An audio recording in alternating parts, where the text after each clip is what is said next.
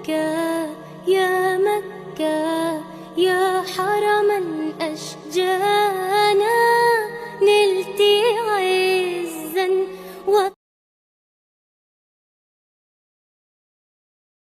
الله الرحمن الرحيم وعن عبد الله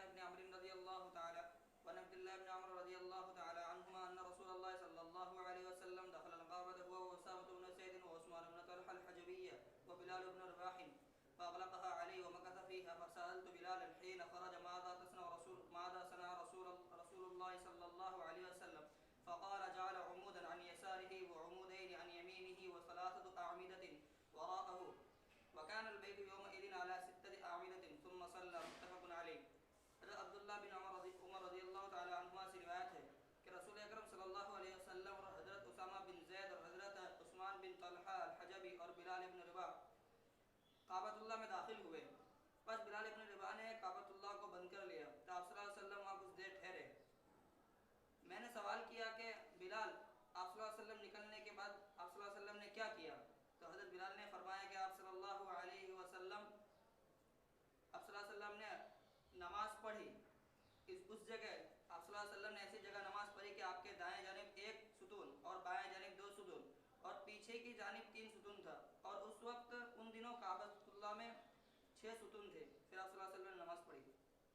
چلو کعبۃ اللہ میں نماز پڑھنے کا حکم میں نے بتا دیا تھا اوپر والی حدیث میں.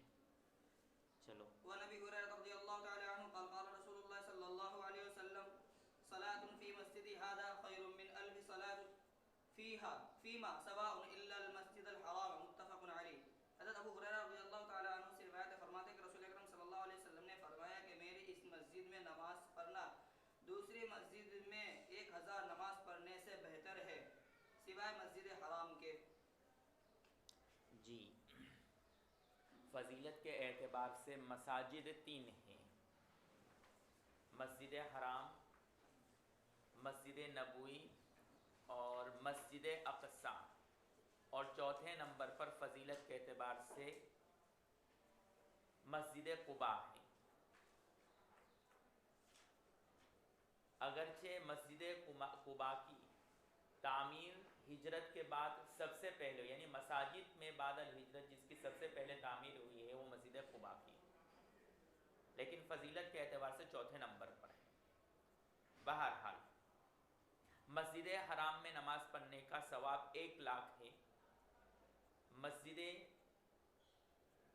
نبوی میں نماز پڑھنے کا ثواب 50,000 ہے اور مسجد اقصی میں نماز پڑھنے کا ثواب 1,000 کے برابر ہے.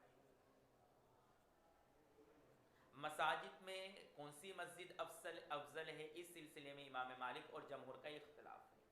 امام مالک رحمۃ اللہ علیہ فرماتے ہیں کہ مسجد نبوی سب سے افضل مسجد ہے، اس کے بعد مسجد حرام اور اس کے بعد مسجد اقصی. لیکن جمہور علماء کے نزدیک مسجد حرام افضل ہے، اس کے بعد دوسرے نمبر پر مسجد نبوی ہے اور تیسرے نمبر پر مسجد اقصی اور چوتھے نمبر پر مسجد قباء. امام مالک اور جن حضرات نے مسجد نبوی کو افضل قرار دیا ہے انہوں نے اس کی وجہ بیان کی ہے کہ چونکہ اس مسجد میں روضہ اقدس ہے، اس سے متصل روضہ اقدس ہے. ظاہری بات ہے جہاں روضہ اقدس اور وہ سرزمین جہاں روضہ اقدس ہوگا وہ حصہ اور وہ مسجد افضل ہوگی دوسری زمینوں کے مقابلے میں. بہرحال یہ اختلافی مسئلہ رہا ہے ائمہ کے درمیان، لیکن ثواب کے باب میں یہ تو سب ہی متفق ہے کہ 1,00,000 کے برابر ثواب ملے گا. مسجد حرام میں کعبۃ اللہ میں نماز پڑھنے کا ثواب 1,00,000 ہے، تو اس سے کون سی جگہ مراد ہے؟ اس سلسلے میں 3 قول ہے. ایک قول یہ ہے کہ مسجد حرام کے کسی بھی حصے میں نماز پڑھ لینے سے وہ فضیلت اور ثواب حاصل ہو جائے گا، اس کی کوئی تعین نہیں ہے. لیکن بعض شوافع اور احناف سے منقول اور مروی ہے کہ مسجد حرام سے وہ حصہ مراد ہے جہاں پنجگانہ جماعت کے ساتھ نماز ہوتی ہے، وہاں نماز پڑھنے سے فضیلت اور 1,00,000 کا ثواب ملے گا.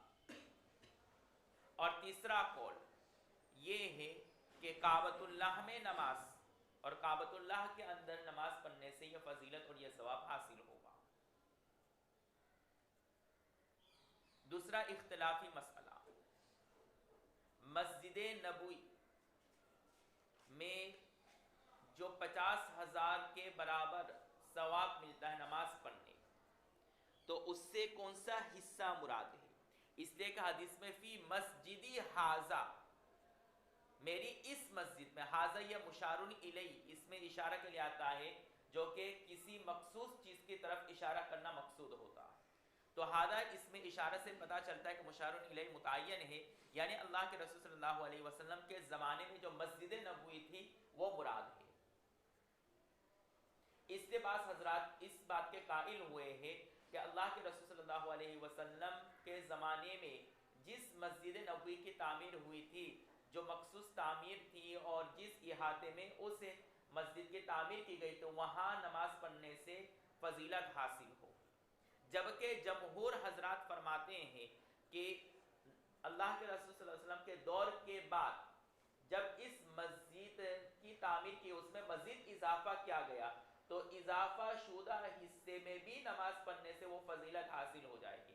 امام مالک رحمۃ اللہ علیہ سے پوچھا گیا کہ مسجد نبوی میں جو حصہ اضافہ کیا گیا ہے، جس حصے کو بڑھایا گیا ہے، جو نیا حصہ تعمیر کیا گیا ہے، اس حصے پر اگر کوئی نماز پڑھتا ہے تو اس کو فضیلت حاصل ہے جو حدیث پاک میں ہے۔ تو امام مالک رحمۃ اللہ علیہ نے جواباً کہا کہ اگر وہ فضیلت نبی کے دور کی مسجد کے ساتھ ہی خاص ہوتا تو پھر صحابہ اس حصے کو توڑ کر کے مزید اس میں اضافہ نہ کرتے، بلکہ صحابہ اس مسجد کو اپنی اصلی حالت پر ہی رکھتے۔ معلوم ہوا کہ صحابہ نے اس مسجد کی تعمیر میں اضافہ کیا، اس میں رد و بدل کیا ہے، تو وہ اس بات کو جانتے تھے کہ اس کی وجہ سے فضیلت میں اور ثواب میں کوئی فرق نہیں پڑے گا۔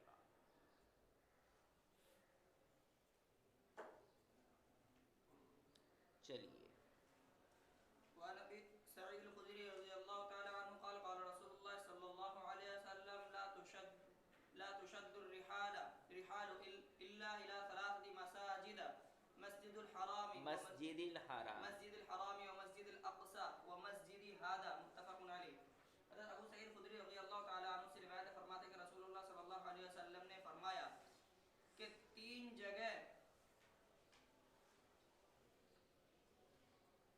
جگہ میں نماز پڑھنا کجاوے میں پڑھنے سے۔ حضرت ابو سعید خدری رضی اللہ تعالیٰ عنہ فرماتے ہیں کہ اللہ کے رسول صلی اللہ علیہ وسلم نے فرمایا سفر مت کرو مگر 3 مساجد کی طرف، مسجد حرام، مسجد اقصی اور میری اس مسجد کی طرف۔ لا تشد الرحال کا محاوری ترجمہ ہوگا سفر نہ کرنا۔ اس پوری حدیث کے پس منظر کو سمجھنے کے لیے تھوڑا اوپر سے چلتے ہیں۔ اس حدیث کا مطلب بھی بیان ہو جائے گا اور ہمارے اوپر جو وہابیت کا لیبل لگا ہے اس کی بھی وضاحت ہو جائے گی۔ دیوبندیت پر وہابیت کا لیبل کب لگا؟ ٹھیک ہے، علامہ ابن تیمیہ، قاضی ایاز مالکی وغیرہم نے، ان حضرات نے مملکت عرب میں، سعودی میں ایک تحریک شروع کی تھی، احیاء سنت اور امحاء بدعت۔ امحاء یہ معاون سے، بدعت کو مٹانا۔ ایک طرف علامہ ابن تیمیہ اور قاضی ایاز مالکی وغیرہم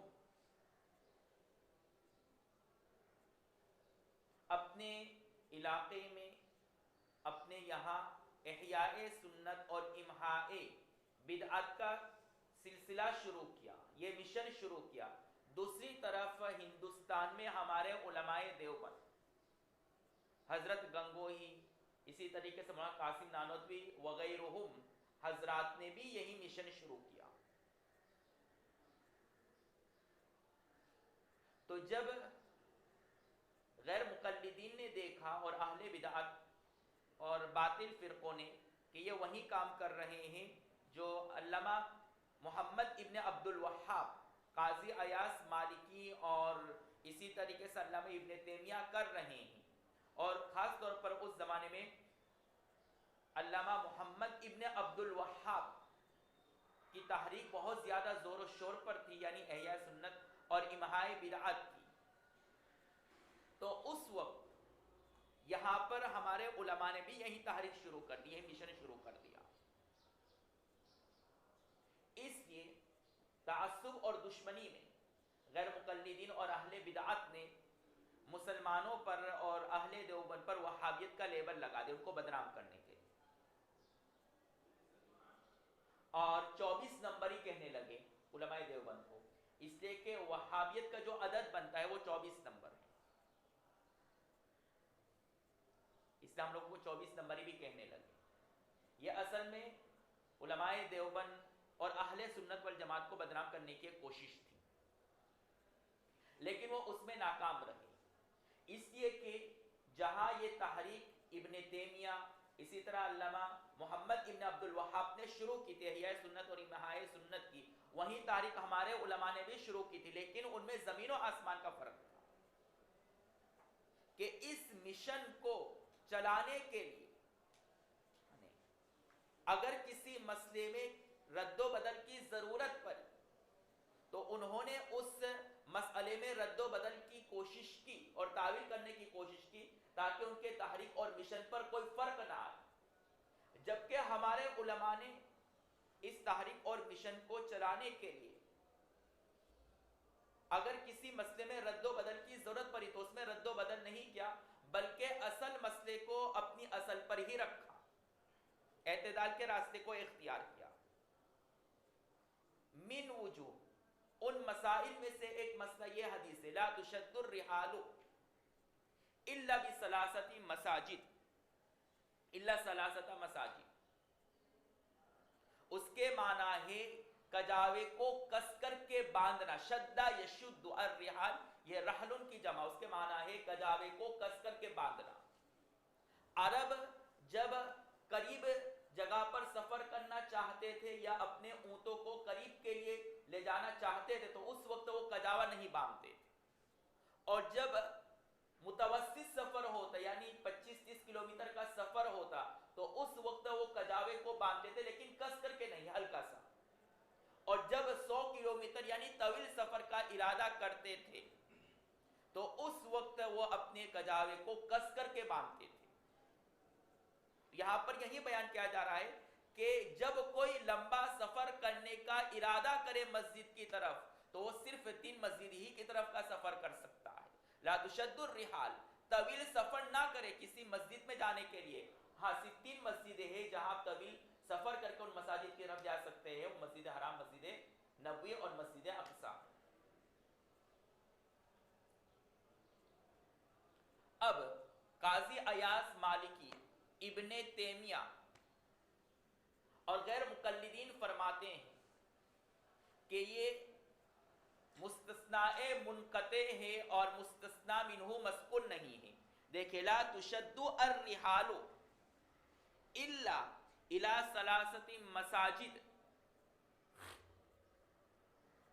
یہاں پر لا تشد الرحال یہ مستثنى منقطع ہے، الرحال یہ کجاوا ہے اور مستثنى کیا ہے مساجد، تو یہ مستثنى منقطع ہے اور مستثنى منہ مذکور نہیں ہے. جہاں مستثنى منہ مذکور نہیں ہو تو اس کو کہتے ہیں مستثنى مفرق. ٹھیک ہے، تو نحو کا قاعدہ ہے کہ جہاں مستثنى منقطع ہو اور اس کا مستثنى منہ مذکور نہ ہو وہاں مستثنى منہ عام مقدر مانا جاتا ہے، وہاں مستثنى منہ کو مقدر مانا جاتا ہے، لیکن کیسا مستثنى جو عام ہو. لہذا علامہ ابن تیمیہ نے، قاضی ایاز مالکی نے فرمایا کہ یہاں پر مقدر کیا ہے لا تشد الرحال الى مکان ما الا الى 3 مساجد، کہ کسی جگہ تم سفر مت کرو مگر 3 مساجد کی طرف. اب حدیث کا مطلب کیا نکلا کہ آپ کوئی بھی سفر ثواب کی نیت سے کرنا چاہتے ہو، چاہے کوئی بھی سفر ہو، وہ سفر آپ کے لیے کرنا جائز نہیں ہے سوائے یہ 3 سفر کے. لہذا اس حدیث کی بنیاد پر ابن تیمیہ فرماتے ہیں کہ زیارت قبور اولیاء یہاں تک کہ زیارت روضہ اقدس کے لیے سفر کرنے کی اجازت نہیں ہے، حرام اور ناجائز ہے ان کے نزدیک. اور اگر کوئی زیارت روضہ اقدس کرنا چاہتا ہے تو وہ مسجد نبوی کے سفر کے ارادے سے پھر تبعاً روضہ اقدس کی زیارت کرے، یعنی یہ ہیلا بتایا. اگرچہ امام بخاری رحمۃ اللہ علیہ، ابن تیمیہ وغیرہ ہیلے کے بالکل سخت مخالف ہے، لیکن جب ان کو ضرورت پڑتے وہ خود بھی ہلا کرتے، اور یہ بھی ہلا. اب چونکہ یہ ان کے مشن کے خلاف کر رہا تھا، اس لیے کہ زیارت قبور کی وجہ سے بدعت کا دروازہ کھلتا ہے. لوگ زیارت قبور میں وہ بدعت اور خرافات کرتے ہیں جو آپ جانتے ہیں، اس دور میں بھی ہو رہا ہے اور اس دور میں بھی ہو رہا ہے. اس لیے انہوں نے کہا کہ طویل سفر کرنا ہو تو صرف ان 3 مسجدوں کی طرف سفر کر سکتے ہیں. زیارت قبور کے لیے سفر کرنا، یہاں تک کہ روضہ اقدس کی زیارت کے لیے سفر کرنا یہ بھی جائز نہیں، حرام. ابن تیمیہ وغیرہ کے نزدیک قاضی ایاز مالک منع کرتے ہیں. ہمارے علماء نے کہا کہ زیارت قبور اولیاء جائز اور زیارت روضہ اقدس یہ اعظم القربات ہے، افضل القربات ہے، یعنی تمام عبادتوں میں سب سے افضل ترین اگر کوئی عبادت ہو سکتی ہے تو وہ زیارت روضہ اقدس صلی اللہ علیہ وسلم. کیوں؟ اس لیے کہ خود اللہ کے رسول صلی اللہ علیہ وسلم نے دوسری روایت میں فرمایا ہے نہیتکم عن زیارت القبور، کہ میں نے تم کو زیارت قبور سے منع کیا تھا لیکن فزروہا، اب زیارت کرو. پہلے کسی خاص مصلحت کی بنیاد پر اللہ کے رسول صلی اللہ علیہ وسلم نے منع کیا تھا، بعد میں اللہ کے رسول صلی اللہ علیہ وسلم نے اجازت دے دی تھی، اس لیے کہ جو خرافات صحابہ میں تھے وہ ختم ہو گئے زمانے جاہلیت کے، اور اب کہا کہ زیارت کرو. کیوں؟ اس لیے کہ زیارت قبور سے دل میں رقت پہ آخرت کی یاد آتی ہے. لہذا اس حدیث کا زیارت قبور سے اور زیارت اولیاء سے، قبور اولیاء سے کوئی تعلق نہیں، لیکن پھر بھی اس حدیث کو انہوں نے اپنی تحریک کو بچانے کے لیے اس پر چسپاں کر دیا.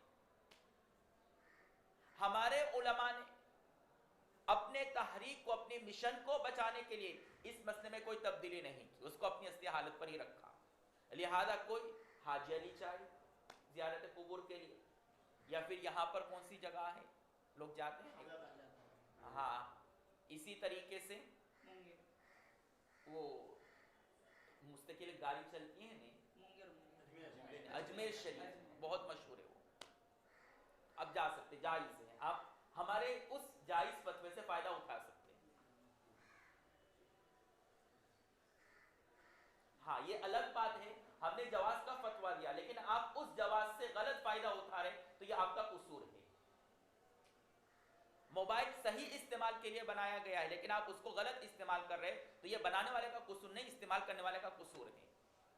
چھری سبزیوں کو کاٹنے کے لیے بنایا گیا لیکن اگر آپ اس کو قتل و قتال کے لیے استعمال کر رہے تو غلط استعمال آپ نے کیا، قصور آپ کا ہے، بنانے والے کا نہیں.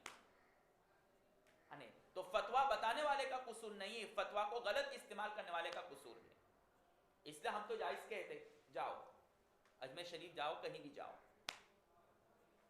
لیکن اگر آپ نے اس کا غلط استعمال کیا تو گناہ آپ کا ہو. تو اگرچہ ہماری امحاء بدعت کی تحریک پر فرق آ رہا تھا اور یہ سبب بن رہا تھا بدعت کے دروازے کو کھولنے کے لیے، لیکن ہم نے مسئلے میں کوئی فرق نہیں کیا، رد و بدل نہیں کی، اجازت دے دی کہ جا سکتے ہیں. یہاں تک کہ زیارت نبی، زیارت قبر نبی کے لیے بھی جا سکتے، دیگر انبیاء کے قبور کی زیارت کے لیے جانا بھی جائز ہے، کوئی منع نہیں کرتا ہمارے علماء. اور رہی بات ابن تیمیہ اور قاضی ایاز مالکی وغیرہ اور ابن محمد ابن عبد الوہاب وغیرہ کا کہنا کہ مستثنا منقطع میں مستثنا منہ عام مقدر مانا جاتا ہے، تو ہم کہتے ہیں آپ کی بات صحیح ہے کہ مستثنا منقطع میں مستثنا منہ کو عام مقدر مانا جاتا ہے، لیکن حاجی بہلول کے پائجامے کی طرح نہیں اتنا. حاجی بہلول کا پائجامہ کیا ہے؟ ایک مجذوب قسم کا تھا، ٹھیک ہے، بس پائجامہ پہنتا تھا. کسی نے کچھ بھی دیا، اپنا نعرہ کھول دیا، ڈال دیا، لاؤ لو، لاؤ لو، دال دے دیا، وہ بھی ڈال دیا، جو بھی آیا ڈال دیا، کیل آیا وہ بھی ڈال دیا. تو اتنا عام نہیں کرنا ہے، بلکہ مستثنا منہ، مستثنا کے جنس سے جو عام ہے اس کو مقدر مانا جائے گا. اور مستثنا کیا ہے؟ مساجد ہے، تو مستثنا منہ بھی اسی کے قبیل سے ہوگا مقدر. اور وہ کیا ہے؟ لا تشد الرحال الى مسجد الا مساجد، کہ تم طویل سفر نہ کرو کسی مسجد کی طرف، الا الى ثلاثه مساجد، مگر 3 مسجدوں کی طرف. اور ہم نے یہ جو مسجد کو مقدر مانا ہے، لا تشد الرحال الى مسجد، یہ اپنی طرف سے نہیں مانا، بلکہ مسند احمد میں اسی طریقے سے مسلم شریف میں امام مسلم نے روایت نقل کی ہے. اللہ کے رسول صلی اللہ علیہ وسلم فرماتے ہیں لا ينبغي للمصلي ان يشد رحاله الى مسجد الا الى 3 مساجد. وہاں صراحتاً مستثنی منہ ہے مسجد، لہذا یہاں پر بھی اسی مستثنی منہ کو مقدر مانا جائے گا.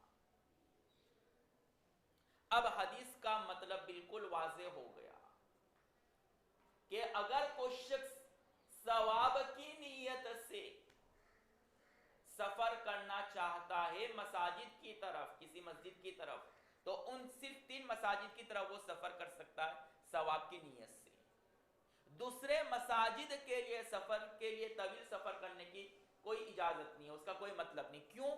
اس لیے کہ دیگر مساجد فضائل میں ثواب میں سب برابر ہیں، تو اس کے لیے طویل سفر کرنے کا کوئی مقصد نہیں ہے. ہاں لیکن چونکہ یہ 3 مساجد ایسے ہیں جو انبیاء کی تعمیر شدہ ہے، اس میں انبیاء نماز پڑھتے رہے ہیں. مسجد حرام حضرت ابراہیم علیہ السلام، مسجد اقصی کو، بیت المقدس کو حضرت سلیمان اور داؤد علیہ السلام نے تعمیر کی. تو یہ ایسے مساجد ہیں جس میں انبیاء آتے رہے، اس میں نماز پڑھتے رہے ہیں. اس لیے اللہ کے رسول صلی اللہ علیہ وسلم نے فرمایا کہ ثواب کی نیت سے اگر کسی مسجد کا سفر کرنا چاہتے تو ان 3 مسجدوں کی طرف سفر کرو، اس کے علاوہ دیگر مساجد کی طرف طویل سفر کرنے کی ضرورت نہیں ہے. اپنی بستی میں یا محلے میں جو مسجد ہے وہیں نماز پڑھ لو، اسی کے سارے مساجد ثواب میں برابر ہیں. تو اس حدیث میں صرف اور صرف یہ بتلانا مقصود ہے کہ مساجد کے لیے طویل سفر کرنا ثواب کی نیت سے یہ جائز نہیں ہے، سوائے ان 3 مساجد کے جس کا ذکر حدیث پاک میں. اس حدیث کا زیارت قبور سے، زیارت روضہ اقدس سے کوئی تعلق نہیں دور دور تک. ہم نے اپنی نقلی دلیل بھی پیش کر دی مسند احمد کی اور مسلم کی، اور عقلی دلیل بھی ہمارے پاس موجود ہے. اگر آپ کہتے ہو کہ یہاں پر شیئن یا مکان مقدر ہے کہ آپ کسی مکان اور کسی جگہ سفر نہیں کر سکتے صرف 3 جگہوں کی طرف، تو پھر آپ کے قول کے مطابق تجارت کے لیے بھی سفر کرنا جائز نہیں ہوگا، طلب علم کے لیے سفر کرنا یہ بھی جائز نہیں ہوگا، اور اگر کوئی کرتا ہے ثواب کی نیت سے وہ بھی صحیح نہیں ہے آپ کے قول کے مطابق. میدان کارزار کے لیے سفر کرنا دور دور تک وہ بھی آپ کے لیے جائز نہیں ہوگا. اس بنیاد پر بہت سارے اسفار یا تو جائز ہے یا ثواب ہے، ان کے لیے سفر کرنا وہ جائز نہیں رہے گا، بلکہ وہ سارے اسفار ناجائز ہو جائیں گے. حالانکہ ابن تیمیہ، محمد ابن عبد الوہاب وغیرہ حضرات فرماتے ہیں کہ جائز ہے. پھر جب جائز ہے تو آپ یہاں پر ایسے مستثنی منہ کو کیوں مقدر مان رہے جس کی وجہ سے دیگر اسفار بھی ناجائز ہو جاتے ہیں؟ ٹھیک ہے، اس لیے ہمارے یہاں زیارت قبور کے لیے اسفار کرنا جائز ہے. جس طریقے سے زندگی میں اولیاء کی زیارت کرنا یہ باعث برکت ہے، تو ان کی وفات کے بعد ان کے قبروں کی زیارت کرنا یہ بھی باعث برکت ہے.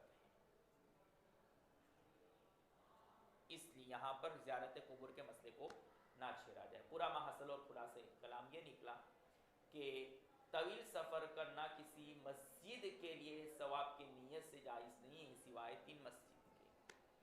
اور شاہ ولی اللہ محدث دہلوی رحمۃ اللہ علیہ اپنی مشہور اور شہرہ آفاق کتاب حجت اللہ البالغہ میں لکھتے ہیں کہ زمانہ جاہلیت میں ان حضرات اور لوگوں کا رواج تھا کہ جن جن جگہوں کو وہ مبارک اور مقدس سمجھتے تھے ان کے لیے طویل سفر کرنے کی عادت پڑ گئی تھی ان حضرات کو. تو اللہ کے رسول صلی اللہ علیہ وسلم نے اس رسم کو، اس غلط نظریے کو باطل کرنے کے لیے، ختم کرنے کے لیے یہ فرمایا کہ جن جگہوں کو تم مقدس اور متبرک سمجھتے ہو ان کے لیے طویل سفر مت کرو. اگر سفر ہی کرنا ہے کسی مقدس مقام کی تو یہ مقدس مقام یہ 3 جگہ ہے، ان کے لیے سفر کرو. لہذا اب مسئلہ بالکل واضح ہو گیا. یہ بات بھی آپ کے سامنے آ گئی کہ ہمارے اوپر وہابیت کا لیبل کیوں لگا اور کب لگا اور کس بنیاد پر لگا. اور محمد ابن عبد الوہاب اور ہمارے علماء حضرت گنگوہی وغیرہ نے جو تحریک شروع کی ہے، دونوں کی تحریک ایک ہے، دونوں کا مقصد ایک ہی ہے، لیکن مقصد کو پانے میں انہوں نے افراط و تفریط سے کام لیا اور ہم نے اعتدال سے کام لیا. وہاں ہمارے اور ان کی تحریک اور مشن میں فرق آ جاتا ہے کہ ان کی تحریک میں افراط و تفریط اور ہمارے تحریک اور مشن میں اعتدال کا راستہ آپ کو جگہ جگہ پر نظر آئے گا. امید ہے کہ یہ مسئلہ بالکل واضح ہو کر کے آپ کے سامنے آ گیا ہوگا. ٹھیک ہے، یہ مشکات کی اہم ترین بحثوں میں سے ایک بحث، اس کے اوپر مستقل کتابیں لکھی گئی، اس لیے میں نے اتنا تفصیلی کلام کیا ہے اس کے اوپر، اور یہ کسی شرح میں آپ کو نہیں ملے گا. چلیے. وعن ابي هريره رضي الله تعالى عنه قال قال رسول الله صلى الله عليه وسلم ما بين بيتي ومنبري روضة من رياض الجنة ومنبري على حوض متفق عليه. حضرت ابو ہریرہ رضی اللہ تعالی عنہ سے روایت فرماتے ہیں کہ رسول اکرم صلی اللہ علیہ وسلم نے فرمایا کہ میرے گھر اور میرے منبر کے درمیان والی جگہ جنت کے باغات میں سے ایک باغ ہے اور میرا منبر میرے حوض کے اوپر ہے. متفق علیہ. جی، میرے اور میرے منبر کے درمیان جنت کے باغوں میں سے جنت کا ایک حصہ ہے، ریاض من الجنہ. جی، یہاں پر بیتن سے مراد حجرہ نبی صلی اللہ علیہ وسلم، اور منبر سے مراد وہ منبر مراد ہے جہاں اللہ کے رسول صلی اللہ علیہ وسلم کھڑے ہو کر کے خطبہ دیا کرتے تھے. اصل میں پہلے ایک کھجور کے تنے پر کھڑے ہو کر کے اس کا سہارا لے کر کے اللہ کے رسول صلی اللہ علیہ وسلم خطبہ دیا کرتے تھے. پھر ایک انصاری عورت نے اللہ کے رسول صلی اللہ علیہ وسلم کی اجازت سے اس کے قریب ایک منبر تیار کر دیا جو 3 سیڑھیوں پر مشتمل تھا اپنے غلام سے، اور اس کے بعد اللہ کے رسول صلی اللہ علیہ وسلم نے اسی پر خطبہ دیا اور دیا کرتے تھے. اور مشہور ہے واقعات آپ پڑھتے ہوں گے کہ جب اللہ کے رسول صلی اللہ علیہ وسلم نے اس پر خطبہ دیا تھا تو اس تنے پر جس پر اللہ کے رسول سہارا لے کر کے خطبہ دیا کرتے تھے وہ رو پڑا. اس کو کیا کہتے ہیں یاد ہے نا؟ ہاں، ستون حنانہ، بہت سنا ہوگا، یہ مشہور واقعہ ہے. جی، تو وہی منبر مراد ہے جو وہاں بازو میں تعمیر کیا گیا تھا. تو حجرہ صلی اللہ علیہ وسلم، جس حجرے میں اللہ کے رسول صلی اللہ علیہ وسلم رہتے تھے، جہاں اللہ کے رسول کا قبر شریف اور روضہ اقدس کو بنایا گیا ہے، وہاں سے لے کر کے منبر کے درمیان میں جو حصہ ہے وہ ریاض من الجنہ، جنت کا ایک ٹکڑا ہے. ابن حزم ظاہری فرماتے ہیں کہ اس درمیانی والے حصے کو ریاض من الجنہ کہنے کا مطلب کیا ہے. تو وہ فرماتے ہیں کہ اس یہاں پر مجازی معنی مراد، اس کو مجاز پر محمول کیا جائے گا، اور مطلب یہ ہے کہ اس جگہ پر عبادت کرنا یہ باعث دخول جنت سبب، یعنی جنت میں داخل ہونے کا سبب اور ذریعہ ہے. جیسا کہ دیگر احادیث اور روایت میں آتا ہے کہ الجنت تحت اقدام الامہات، اسی طرح الجنت تحت ظل السیوف. تو اس سے مراد کیا ہے؟ مجازی معنی مراد ہے، ہرگز یہ حقیقی معنی مراد نہیں کہ ماں کے قدم کے نیچے حقیقت میں جنت یا تلوار کے نیچے جنت ہے، اس کا ہرگز یہ مطلب نہیں ہے، بلکہ اس سے مراد یہ ہے کہ یہ جنت میں داخل ہونے کا باعث ذریعہ اور سبب ہے۔ تو یہاں پر بھی یہی مراد ہے کہ حجرہ رسول صلی اللہ علیہ وسلم اور ممبر کے درمیان جو حصہ ہے، اگر کوئی وہاں جا کر کی عبادت کرتا ہے تو وہ ضرور جنت میں جائے گا، یہ جنت میں جانے کا سبب ہے۔ علامہ ترپشتی رحمت اللہ علیہ فرماتے ہیں کہ اس سے مراد یہ ہے، اس کو ریاض من الجنہ اس وجہ سے کہا گیا کہ وہاں جن و انس ملائکہ کثرت سے عبادت اور تسبیحات پڑھتے رہتے ہیں، اور جس طرح ذکر کے حلقوں کو ریاض من الجنہ جنت کا باغ کہتے ہیں، تو اسی طریقے سے یہاں پر کوئی کثرت سے ذکر و اذکار کیا جاتا ہے، اس لیے اس کو ریاض من الجنہ کہا گیا۔ لیکن جمہور فرماتے ہیں کہ منبر اور حجرہ رسول صلی اللہ علیہ وسلم کے درمیان میں جو حصہ ہے واقعتاً جنت کا ایک ٹکڑا ہے، جس طرح حجر اسود جنت سے اتارا گیا تو اس وقت جنت کے ایک حصے کو اتار کر کے وہاں رکھ دیا گیا۔ جب ابن حزم کو یہ پتا چلا کہ بعض حضرات اس کی یہ مطلب بیان کرتے خوب ناراض ہوئے اور کہا کہ اس کو جنت کا حصہ ماننا کیسے ممکن ہو سکتا ہے، اس لیے کہ جنت کی خصوصیات میں سے یہ ہے کہ وہاں انسان کو پیاس نہیں لگے، بھوک نہ لگے، کسی طرح کی تکلیف کا احساس نہ ہو۔ لیکن جب اس جگہ پر انسان پہنچتا ہے تو اس کو سارے دنیاوی جو اثرات ہوتے ہیں وہ محسوس کرتا ہے، بھوک کا لگنا، پیاس کا لگنا، تکلیف کا محسوس ہونا، گرمی کا محسوس کرنا۔ تو اس کا کیا جواب ہوگا؟ اس کا جواب بالکل واضح ہے کہ جب یہ چیزیں دنیا میں آ گئی تو اس کے اوپر دنیاوی اثرات ظاہر ہونے کی وجہ سے وہ خصوصیت نہیں رہی جو جنت کی ہونی چاہیے۔ جیسا کہ حجر اسود کے بارے میں اللہ کے رسول نے کیا فرمایا کہ وہ بہت نورانی چمکیلے تھا، اگر اس کے نور کبھی بھی باقی رکھا جاتا تو پوری دنیا اس روشنی سے منور ہو جاتی، لیکن بعد میں دنیاوی اثرات کے ظاہر ہونے کی بنیاد پر وہ سیاہ ہو گیا، اس کو کہا گیا حجر اسود۔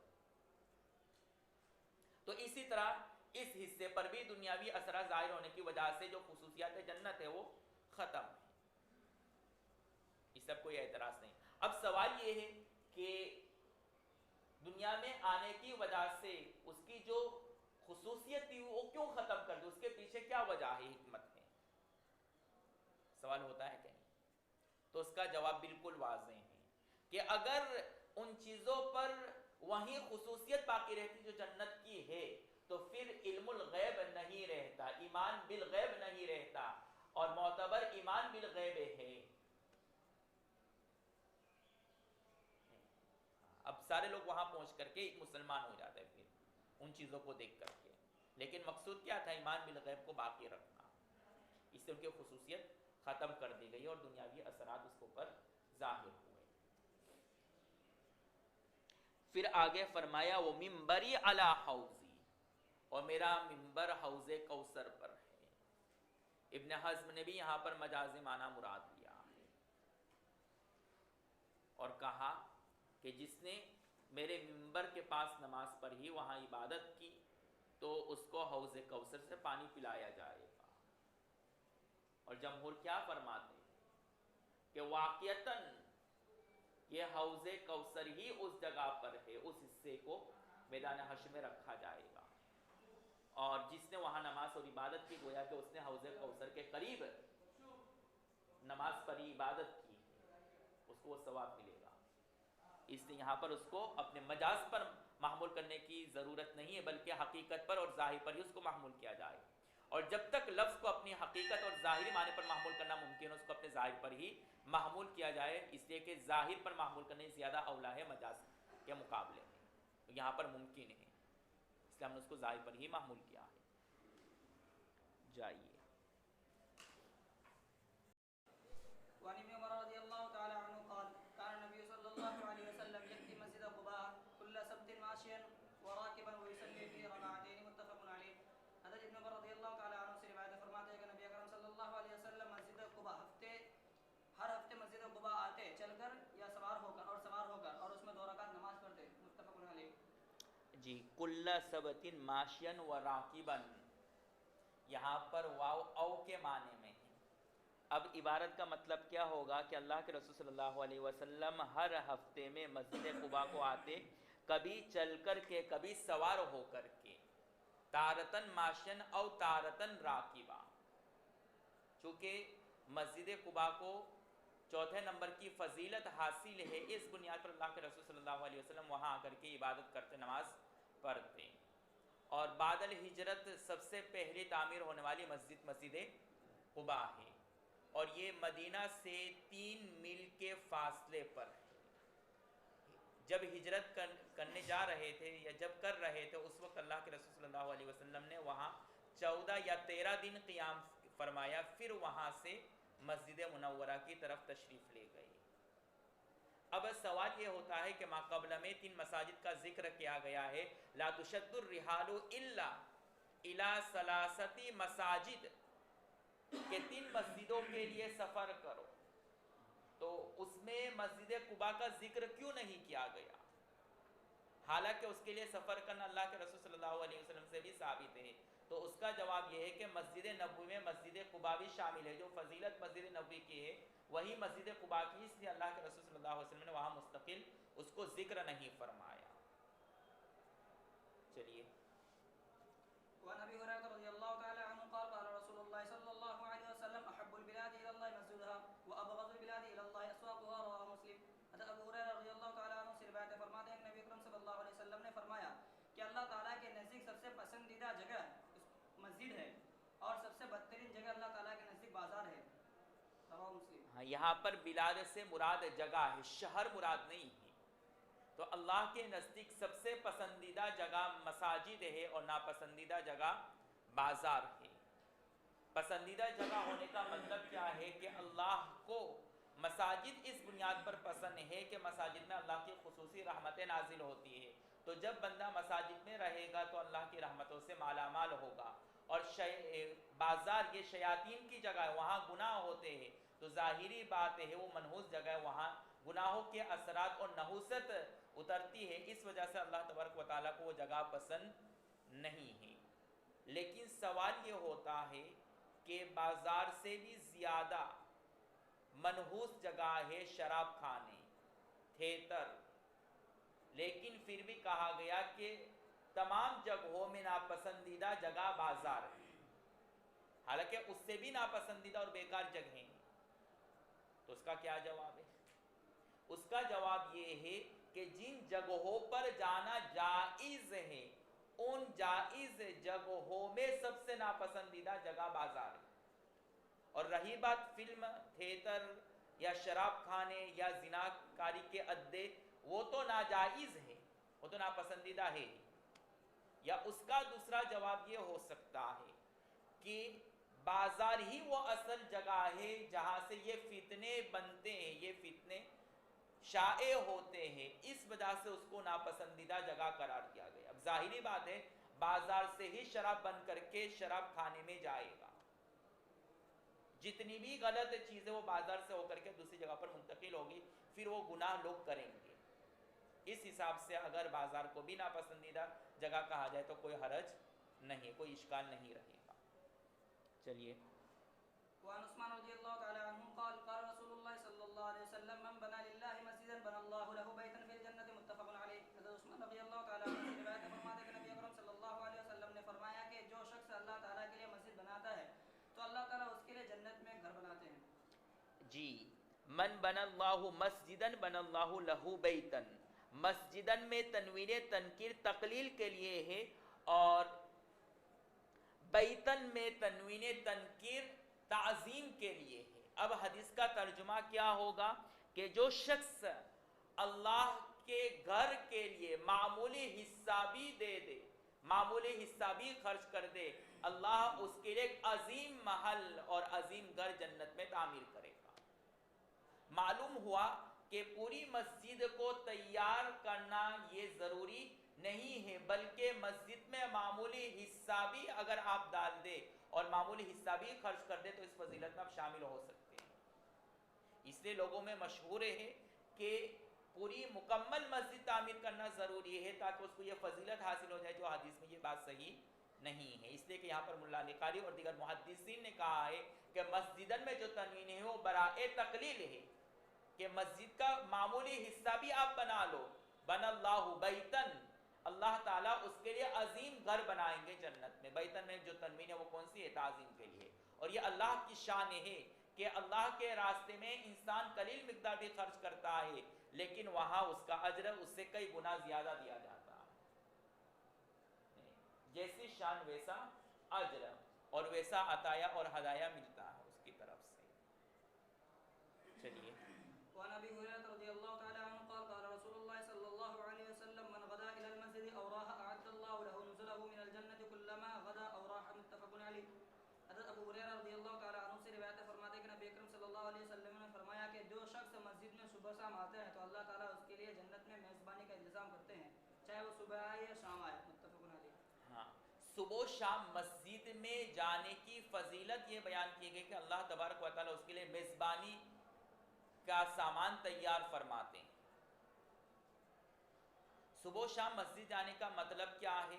اس کا ہرگز یہ مطلب کہ صرف صبح جائے اور شام کو جائے، بلکہ اس کا مطلب یہ ہے کہ جو آدمی پورے دن جو 5 وقت نماز ہے اس میں تو حاضر ہوتا ہی ہوتا ہے، اور مابقیہ اوقات جب فرصت ملے تو اس کے نوافل کے لیے بھی حاضر ہوتا ہے، تو اب وہ اللہ کا مہمان ہے، اور جو اللہ کا مہمان بن کر کے آئے تو ذات الہی میزبان ہے، تو اسی حساب سے اللہ تبارک و تعالیٰ اس کے لیے اپنے انعامات اور بخشش کا نزول فرماتے ہیں. تو یہاں پر مقصود یہ بتلانا ہے کہ نماز کے لیے پنجگانہ حاضر ہونے والا شخص اور خارج اوقات میں نوافل میں آنے والے شخص کے لیے اللہ تبارک و تعالیٰ کی طرف سے خصوصی اکرام اور خصوصی مہمانی کی جاتی ہے.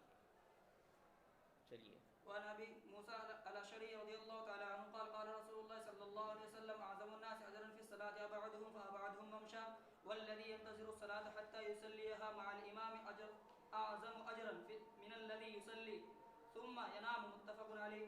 حضرت ابو موسیٰ اشعری رضی اللہ تعالی عنہ سے روایت فرماتے ہیں کہ نبی اکرم صلی اللہ علیہ وسلم نے ارشاد فرمایا کہ نماز میں سب سے زیادہ اجر لوگوں میں اس شخص کا ہے جس کا گھر دور ہو اور وہ دور سے چل کر آئے، اور وہ شخص جو کہ نماز کا انتظار کرے یہاں تک کہ امام کے ساتھ وہ نماز کو پڑھے تو اس کا اجر اس شخص سے زیادہ ہوتا ہے جو کہ نماز پڑھے اور پھر سو جائے. متفق علیہ. جی، زیادہ ثواب اس شخص کو ملتا ہے جس کا گھر مسجد سے زیادہ دور ہو. اس کی بات بالکل واضح ہے کہ جس کا گھر مسجد سے زیادہ دور ہوگا تو وہ زیادہ قدم چل کر کے آئے گا تو اس کو زیادہ ثواب ملے گا. لیکن علماء کے درمیان میں اختلاف ہوا ہے کہ کون سا گھر افضل ہے. وہ گھر افضل ہے جو مسجد سے قریب ہے یا وہ گھر جو مسجد سے دور ہے. تو ابن سید الناس جن کا نام ابو محمد الفتح ہے، یہ قاہرہ کے بڑے مؤرخ اور حافظ گزرے، وہ فرماتے ہیں کہ دار بعیدہ افضل ہے دار قریبہ کے مقابلے. دار بعیدہ یعنی وہ گھر جو مسجد سے دور ہو، جبکہ جمہور علماء فرماتے ہیں دار قریبہ افضل ہے دار بعیدہ کے مقابلے میں. ابن سید الناس نے بعد میں آنے والی روایت جو حضرت جابر رضی اللہ تعالی عنہ سے مروی ہے کہ وہ فرماتے ہیں کہ بنو سلیمہ نے ارادہ کیا کہ مسجد سے قریب جو جگہ خالی وہاں منتقل ہو جاوے، تو اللہ کے رسول صلی اللہ علیہ وسلم نے منع فرمایا اور کہا کہ جہاں آپ دور رہتے وہیں رہو، یہ تم لوگوں کے لیے زیادہ فضیلت کی بات ہے. تو بنو سلیمہ کے اس واقعے سے ابن سید الناس فرماتے ہیں کہ وہ گھر جو مسجد سے دور وہ زیادہ افضل ہے. تبھی اللہ کے رسول صلی اللہ علیہ وسلم نے قبیلہ بنو سلیمہ کو مسجد کے قریب جو میدان خالی تھا وہاں گھر بنانے سے منع فرمایا اور کہا جہاں تم دور رہتے وہیں رہو، تو یہ بہتر ہے تم لوگوں کے لیے. جمہور علماء نے کہا کہ اس حدیث سے استدلال کرنا اور یہ کہنا کہ بنو سلیمہ کو اللہ کے رسول صلی اللہ علیہ وسلم نے دور سے مسجد سے دور رہنے کا حکم دیا، اس لیے کہ یہ زیادہ باعث ثواب، یہ اپنی جگہ پر صحیح ہے. لیکن بنو سلیمہ کو وہاں دور رہنے کا حکم ایک خاص مصلحت کی بنیاد پر تھا، اور وہ خاص مصلحت یہ تھی کہ جہاں وہ رہتے تھے وہاں سے رہ کر کے جب بھی وہ مسجد آتے تھے تو اس دوران وہ مسجد کی حفاظت ہوتی تھی. تو مقصود مسجد کی حفاظت تھی وہاں دور رہ کر کے، تاکہ ان کو پتہ چلے کہ کون آ رہا ہے شہر میں، کون جا رہا ہے، اس سے شہر کی اسی طرح مسجد کی اچھی طرح حفاظت ہو سکتی ہے. اس خاص مصلحت کی بنیاد پر اللہ کے رسول صلی اللہ علیہ وسلم نے ان قبائل کو کہا کہ آپ اسی دور مکان پر رہیے، تم لوگوں کے لیے باعث فضیلت ہے. اور جب انہوں نے جو کہا کہ دار قریبہ والا مسجد زیادہ افضل، قریبہ والا گھر زیادہ افضل ہے، اس کی وجہ یہ ہے کہ جس کا گھر مسجد سے قریب ہوگا وہ ہر حال میں مسجد میں پنجگانہ نماز پڑھنے کے لیے آ سکتا ہے، چاہے جیسا بھی موسم ہو. لیکن دار بعیدہ اور جو دور کے گھر میں رہتا ہو، جب موسم خراب ہوگا تو وہ مسجد میں حاضر نہیں ہو پائے گا. تو ظاہری بات ہے جو شخص قربت کی بنیاد پر پابندی سے مسجد میں آئے گا وہ زیادہ افضل ہے اس شخص کے مقابلے میں جو کبھی مسجد میں آ سکتا ہے، نہیں آ سکتا اس کے گھر کے دور ہونے کی بنیاد پر. چلیے. وعن جابر رضي الله تعالى عنه قال خلت البقاع حول المسجد فأراد بنو سلمة إلى أن ينتقلوا قرب المسجد فبلغ ذلك النبي صلى الله عليه وسلم فقال لهم بلغني أنكم تريدون أن تنتقلوا قرب المسجد فقالوا نعم يا رسول الله قد أردنا ذلك فقال يا بني سلمة دياركم تكتب آثاركم تكتب آثاركم رواه مسلم. حضرت جابر رضی اللہ تعالیٰ عنہ سے روایت فرماتے ہیں کہ مسجد نبوی کے ارد گرد کچھ مکانات خالی ہوئے تو قبیلہ بنو سلمہ نے ارادہ کیا کہ وہ مسجد کے قریب منتقل ہو جائے. تو یہ بات نبی کریم صلی اللہ علیہ وسلم کو پہنچی. آپ صلی اللہ علیہ وسلم نے ان سے کہا کہ مجھے یہ بات پہنچی ہے کہ تم مسجد نبوی کے قریب منتقل ہونے کا ارادہ کرتے ہو. تو انہوں نے کہا کہ جی ہاں اے اللہ کے رسول ایسا ہی ہے، ہم نے ایسا ہی ارادہ کیا ہے. تو آپ صلی اللہ علیہ وسلم نے فرمایا کہ اے بنی سلمہ تمہارا گھر وہیں بہتر ہے، تکتب آثارکم تمہارے قدموں کے بقدر ثواب لکھا جاتا ہے، تمہارا گھر وہیں بہتر ہے، تم اپنے گھر میں ہی رہو، تمہارے قدموں کے بقدر ثواب لکھا جاتا ہے، تم اپنے گھر میں ہی رہو، تمہارے برابر ہے قدموں کے ترجمہ. بقدر ثواب لکھا جاتا ہے. یہاں پر اس کا فعل محذوف ہے، نیچے لکھا ہے نصب علی الاغراء. چلیے. وعن ابي هريره رضي الله تعالى عنه قال قال رسول الله صلى الله عليه وسلم سبعه يظلكم الله في ظله يوم لا ظل الا ظله امام عادل وشاب نشا في عباد الله ورجل قلبه متعلق بالمسجد اذا خرج منه حتى يعود اليه ورجلان تحابا لله اجتمعا اليه وتفرقا عليه ورجل ذكر الله خاليا ففاضت عيناه ورجل عدته امراه ذات حسب وجمال ذات حسب وجمال فقال إني أخاف الله ورجل تصدق بصدقة فأخفاها حتى لا تعلم شماله ما تنفق يمينه متفق عليه. حضرت ابو ہریرہ رضی اللہ تعالیٰ عنہ سے روایت فرماتے ہیں کہ رسول اکرم صلی اللہ علیہ وسلم نے فرمایا کہ 7 آدمی قیامت کے دن اللہ تعالیٰ کے سائے میں ہی رہیں گے. 7 آدمی اللہ تعالیٰ کے سائے میں رہیں گے قیامت کے جس دن کے اللہ تعالیٰ کے اس کے سائے کے علاوہ کسی کا سایہ نہیں ہوگا. ایک انصاف اور حاکم، ایک عادل حاکم،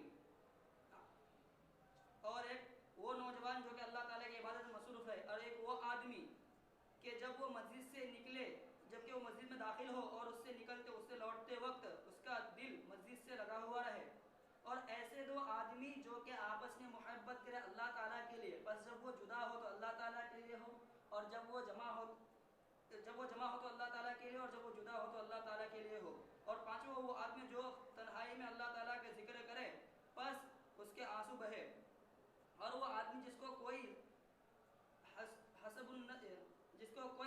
نسب اور خوبصورت عورت دعوت دے اور وہ یہ کہے کہ میں اللہ تعالیٰ سے ڈرتا ہوں، اور وہ آدمی جو کہ اس طور پر صدقہ کرے کہ اس طور پر تنہائی میں صدقہ کرے کہ اس کے دائیں ہاتھ کو معلوم ہی نہ ہو کہ اس کے بائیں ہاتھ نے کیا خرچ کیا ہے. اللہ تعالیٰ 7 آدمیوں کو اپنے سائے میں رکھے گا. اللہ کا سایہ ہے یا نہیں، تو یہ متشابہات کے قبیل سے ہے جو اللہ کے سوا کوئی نہیں جان سکتا. یہ اپنی جگہ پر ایک مستقل بحث ہے. اس وجہ سے یہاں پر چونکہ اللہ کا سایہ ہے یا نہیں متشابہات کے قبیل سے، اس لیے متاخرین علماء نے اس میں تعویل کیا اور کہا کہ یہاں پر سایہ سے مراد عظمت ہے، کہ 7 لوگ قیامت کے دن اللہ کی طرف سے ایک خاص عظمت کے ماتحت رہیں گے، ان کے لیے ایک عظیم مقام تیار کیا جائے گا. بعضوں نے کہا کہ یہاں پر سایہ سے مراد اللہ کی رحمت، مطلب یہ کہ 7 لوگ قیامت کے دن اللہ کی رحمت کے ماتحت رہیں گے. وہ 7 کون لوگ ہیں؟ پہلا امام عادل.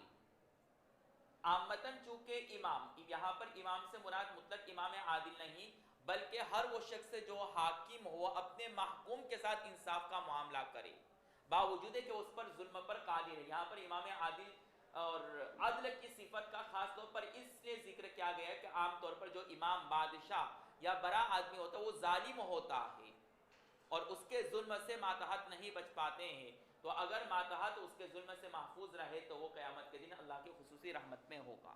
دوسرا شخص وہ نوجوان جو اپنی جوانی کو عبادت میں گزار دے، جیسا کہ ہمارے طلباء نے اپنی جوانی کو جمعرات کے دن اللہ کی عبادت ذکر الہی میں خرچ کر دیا۔ 6 جائے کے بعد میں انہوں نے کھیما اور پاؤں خوب کھایا ٹھوس ٹھوس کے، لیکن بہرحال انہوں نے رات بھر عبادت کی، تہجد میں گزارا اور اپنے موبائل کو اس دن 3 طلاق دے دی۔ یہ بہت بڑا معجزہ اور کرامت ہے آپ لوگوں کی طرف سے، اللہم زد فزید۔ جی اب نوجوانوں کی عبادت عند اللہ کیوں پسندیدہ ہے؟ وہ اللہ کی خصوصی رحمت میں کیوں ہوگا؟ اس وجہ سے کہ جوانی وہ وقت ہے جب انسان کی شہوت غالب ہوتی ہے، اور شہوت کا مقابلہ کر کے عبادت کرنا یہ ایک مستقل مجاہدہ ہے، اس لیے اللہ تبارک و تعالیٰ کی خصوصی رحمت میں ہوگا۔ اور جب برہا رہا تو اب کیا کرے گا؟ شہری برہا ہو گیا تو حملہ کیا کرے گا مولوی صاحب؟ سمجھ میں وہ کسی کام کا نہیں رہتا ہے، وہاں صرف ہوا کے علاوہ کچھ نہیں نکلتا۔ سمجھ گئے ہوں گے شادی شدہ حضرات۔ اور تیسرا وہ شخص جس کا دل مسجد سے معلق ہو، یعنی دنیاوی کام کاج میں مصروف رہتے ہوئے بھی اس کے دل و دماغ میں نماز کا وقت جب ہو جاوے تو فوراً اس کا دماغ کہاں جاوے؟ دل و دماغ مسجد کی طرف متوجہ ہو جائے اور وہ مسجد کی طرف چل پڑے۔ یہ مطلب ہے دل کا مسجد میں اٹکا ہوا اور معلق ہونے کا۔ اسی طریقے سے وہ شخص جو مسجد میں نماز کے وقت سے پہلے بھی آ جاوے وہ بھی اس فضیلت میں شامل ہے، اس لیے کہ وہ نماز کے انتظار میں رہتا ہے۔ اور چوتھا وہ شخص جو آپس میں جمع ہو اور جدا ہو، جیسے کہ ابھی جمع ہوئے اور جدا ہوئے، کس کے لیے؟ اللہ کے لیے، وہ بھی اللہ کے ساتھ، ان کا جمع ہونا بھی اور ان کا علیحدہ ہونا بھی، یہ سب کس کے لیے؟ اللہ کے لیے۔ ان صلاتی و نسوکی و محیای و مماتی للہ رب العالمین، میرا زندہ اور مرنا سب کچھ اللہ کے لیے ہے۔ تم سے جو کچھ ہم نے تعلق رکھا ہے مرنے جینے کی، وہ کس کے لیے ہے؟ اللہ کے لیے۔ کیلا کھانا ساتھ یہ سب کس کے لیے؟ للہ، اللہ کے لیے۔ یہ بھی اس فضیلت میں شامل ہے۔ اسی طریقے سے وہ شخص جو تنہائی میں اللہ کو یاد کرے اور اس کی آنکھوں سے آنسو بہہ پڑے، جیسا کہ جمعرات کو ہمارے طلباء خوب روئے، ان کی آنکھوں سے آنسو بہہ پڑے، وہ بھی اس فضیلت میں ماشاءاللہ شامل ہو گئے ہیں جی۔ اور وہ طالب علم جس کو سسٹر دعوت دے اور نمبر مانگ لے، لیکن پھر بھی وہ کہہ دے کہ میں اللہ سے ڈرتا ہوں، اور جو تمہارا نمبر میرے موبائل میں آ گیا تو بھول سے آ گیا ہے۔ اور ساتواں وہ شخص جو اللہ کے لیے صدقہ کرے سرًا، خفیہ طور پر، اس طریقے سے کہ دائیں ہاتھ سے خرچ کرے تو بائیں کو پتہ نہ چلے۔ دائیں ہاتھ سے خرچ کرو بائیں کو پتہ نہ چلے، کیا مطلب ہے؟ یعنی بائیں جانب اگر کوئی ہے بالفرض اس کو بھی پتہ نہ چلے کہ آپ نے کچھ خرچ کیا، یہ مطلب ہے نا۔ بائیں ہاتھ تو غیر ضرور چیز، اس کو کیا پتہ چلے گا، تو یہ مطلب ہے یہاں پر حدیث کا۔ سمجھ میں آ رہا ہے مناظر جی؟ مقرر شعلہ بیان مناظر۔ چلو وعنه قال قال رسول الله صلى الله عليه وسلم صلاة الرجل في الجماعة تضاعف على صلاته في بيته وفي سوقه 25 ضعفا، وذلك أنه إذا توضأ فأحسن الوضوء ثم خرج إلى المسجد لا يخرجه إلا الصلاة لم يخطو خطوة إلا رفعت له بها درجة وخط عنه بها خطيئة، فإذا صلى لم تزل الملائكة تصلي عليه ما دام في مصلات اللهم صل عليه اللهم ارحمه، ولا يزال احدكم في صلاة منتظر الصلاة، وفي رواية قال اذا دخل المسجد كانت الصلاة تحبسه، وزاد في دعاء الملائكة اللهم اغفر له اللهم تب عليه ما لم يحدث فيه، متفق علیہ۔ حضرت ابو ہریرہ رضی اللہ تعالی عنہ سے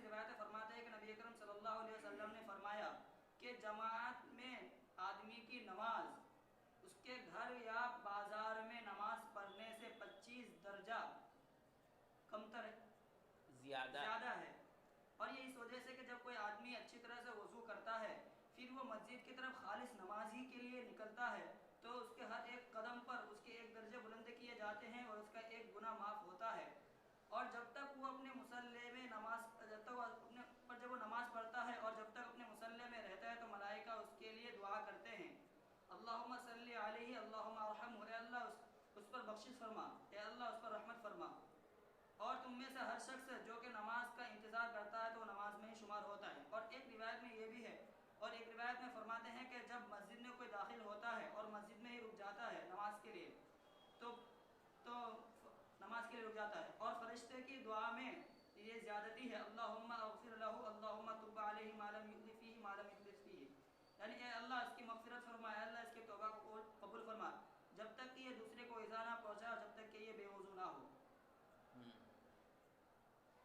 پہلی بات یہ بیان کی گئی ہے حدیث میں کہ جو شخص جماعت کے ساتھ نماز پڑھتا ہے اس کا ثواب 25 گنا زیادہ ہے اس شخص کے مقابلے میں جو تنہا گھر میں نماز پڑھتا ہے.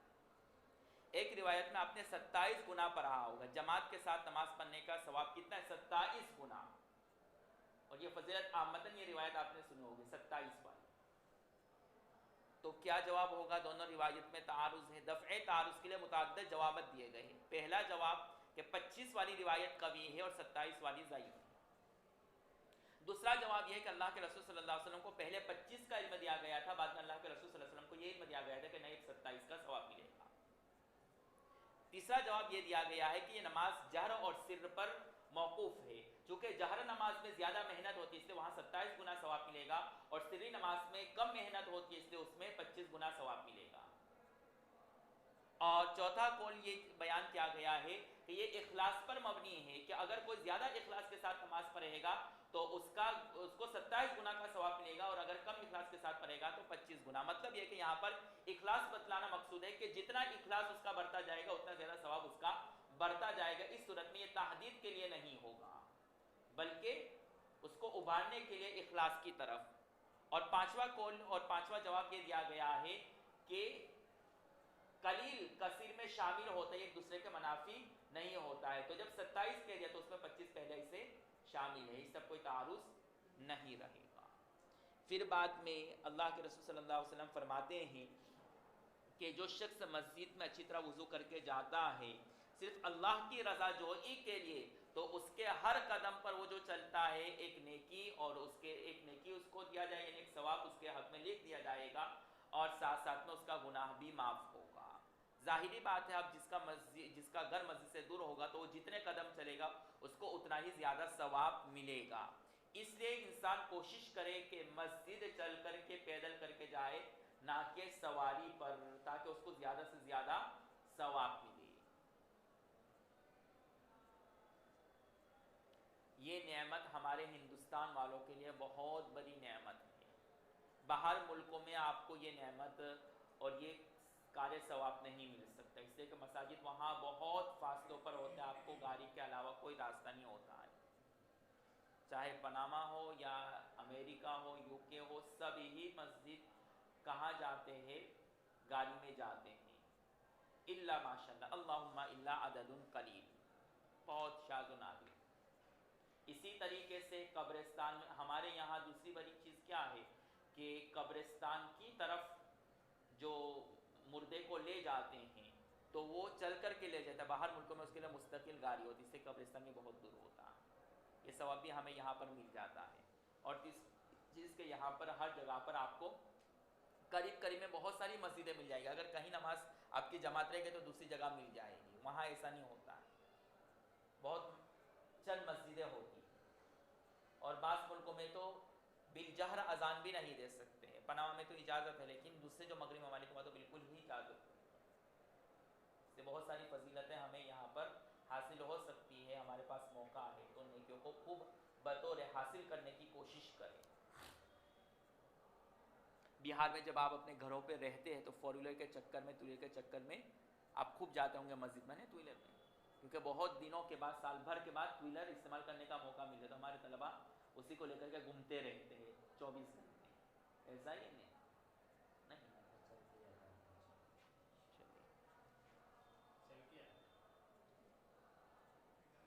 گاڑی وہیں پڑھنے بیٹھتے تھے. اب سے سے چھوڑ دو گاڑی، یہ تو گاڑی میں ہی جاتا ہے عبد الرحمن، اس کو تو چلنا ہی بھاری پڑ جاتا ہے یہاں سے وہاں تک، اس کے بس میں چلے تو یہاں پر گاڑی پارکنگ کرے یا عبد الرحمن یہ ڈائریکٹ دروازے پر، صحیح کہہ رہا ہوں نا؟ اور بس میں چلے تو یہاں پر اپنے بازو میں ہی پارکنگ کر دے رہے، جیسے ہی چھٹی ہو گاڑی لے کر کے بھاگ جاوے۔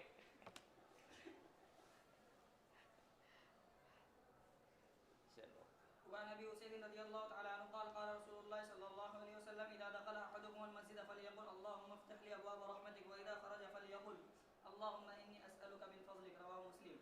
حضرت ابو اسید رضی اللہ تعالیٰ عنہ سے روایت فرماتے ہیں کہ نبی اکرم صلی اللہ علیہ وسلم نے فرمایا کہ جب تم میں سے کوئی شخص مسجد میں داخل ہو تو یہ دعا پڑھے اللهم افتح لي ابواب رحمتك، اور جب کوئی مسجد سے نکلے تو یہ دعا پڑھے اللهم اني اسالك من فضلك۔ ہاں میں آپ سے آپ کا فضل سوال کرتا ہوں، یہاں پر فضل سے مراد کیا ہے؟ آپ سے فضل کا سوال کرتا ہوں، رزق مراد ہے، ٹھیک ہے، رزق مراد ہے۔ مسجد میں جاتا ہے تو انسان رحمت کا طالب ہوتا ہے، اللہ کی رحمت کا محتاج ہوتا ہے، اس لیے کہا رحمت کے دروازے کھول دے میرے لیے، اور جب مسجد سے باہر نکلتا ہے تو اللہ کے فضل یعنی اللہ کی طرف سے جو رزق متعین ہے اس کا محتاج ہوتا ہے، اس لیے دعا پڑھے۔ اس لیے مسجد میں داخل ہوتے وقت اور باہر نکلتے وقت ان دعاؤں کو پڑھیں، اس کی وجہ سے اللہ کی رحمت بھی آپ کو ملنے کے ساتھ ساتھ میں رزق کے دروازے بھی آپ کے لیے کھلیں گے۔ چلیے وعن ابي قتادة رضي الله تعالى عنه قال قال رسول الله صلى الله عليه وسلم وعن ابي قتادة رضي الله تعالى عنه ان رسول الله صلى الله عليه وسلم قال اذا دخل احدكم المسجد فليركع ركعتين قبل ان يجلس، متفق عليه۔ حضرت ابو قتادہ رضی اللہ تعالیٰ عنہ سے روایت ہے کہ نبی اکرم صلی اللہ علیہ وسلم نے فرمایا کہ جب تم میں سے کوئی شخص مسجد میں داخل ہو تو چاہیے کہ وہ 2 رکعت نماز پڑھے مسجد میں بیٹھنے سے پہلے۔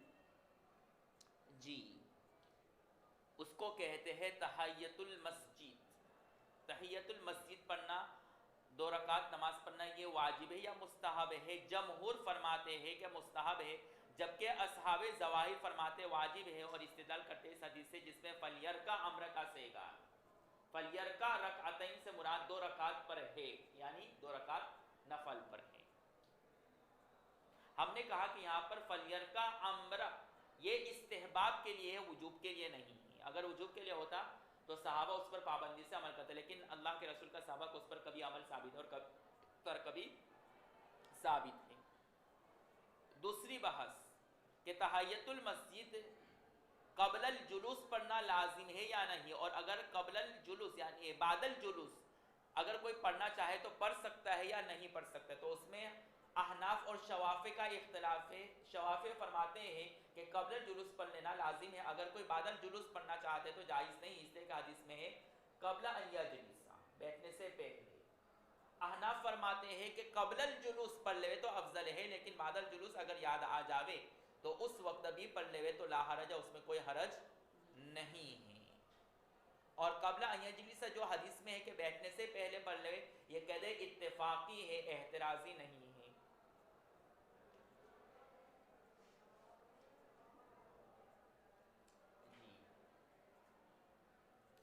لیکن اگر کوئی شخص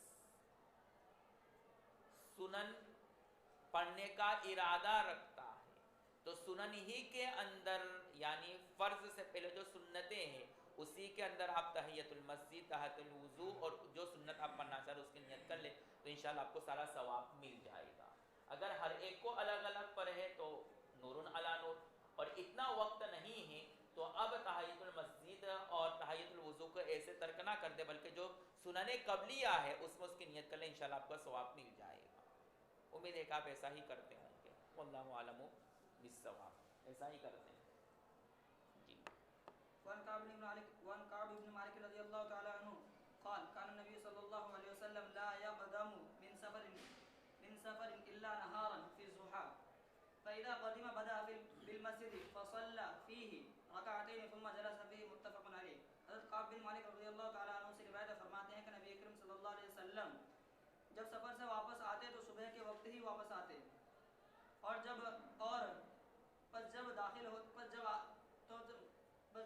آتے تو مسجد میں ہی داخل، سب سے پہلے مسجد میں آتے اور اس میں 2 رکعت نماز پڑھتے اور پھر تھوڑی دیر وہاں بیٹھتے۔